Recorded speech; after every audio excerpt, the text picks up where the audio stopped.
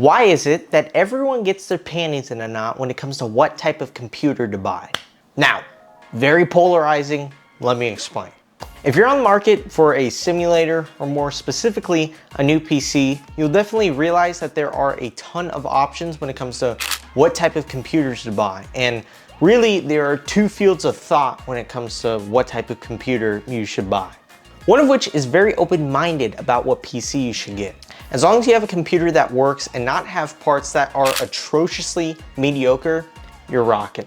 And then the others, where if you don't build your own computer, you are a belligerent, good for nothing, incompetent, human trash scum of the earth who is good for absolutely nothing on this planet.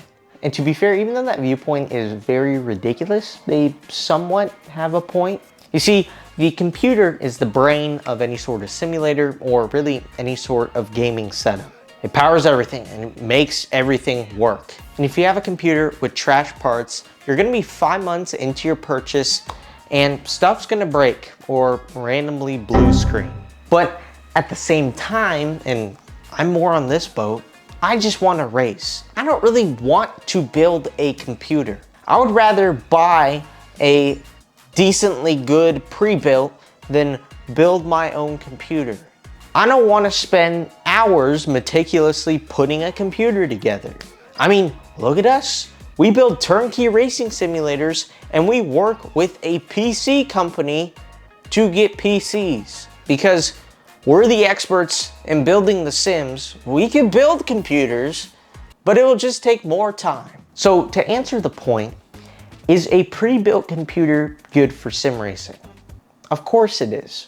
Now, I tell you what, there are multiple things you want to look out for when it comes to purchasing a pre-built because not all of them are the same. And the people who say that you should just build your computer are kind of right. Some of them are pretty trash. Not the people we work with though. Special shout out, this video is not sponsored by them, but special shout out to iBuyPower, who helps us build custom PCs without us building the PCs. We use them to get custom spec PCs. We beef up some of the parts from their pre-built in order to have a reliable computer system. Anyways, every computer has pretty much the same formula of parts. So get your notepads out, class is in session. Nerd Talk is coming out. I'm not gonna go too into depth about the terminology used for computers. I actually left a link down below. It's gonna be the first link. I made a Notion website. You don't gotta enter any emails, nothing, just click it and you can basically see all the terminology as well as different price points of what type of combinations of things you should buy.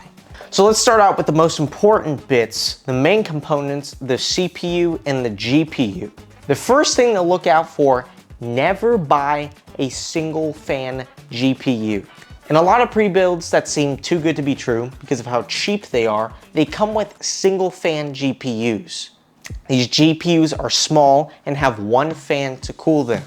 These GPUs drastically underperform their 2 and 3 fan counterparts. They don't cool well and you're paying essentially the same price, maybe $100 less. Always go for a minimum of a 2 fan GPU. The next thing you need to look out for is the bottlenecking between the CPU and the GPU. If you have a more powerful CPU than GPU or vice versa, aka a more powerful GPU than CPU, this will actually hurt the performance of your computer.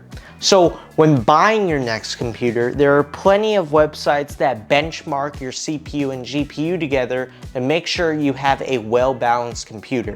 Because a well-balanced computer will always outperform a super powerful CPU compared to a GPU that's super weak, or a super weak CPU and a really powerful GPU.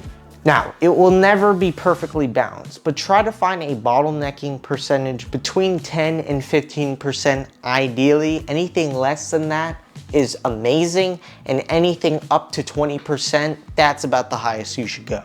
The next thing I want to cover is RAM and storage. First off, with storage.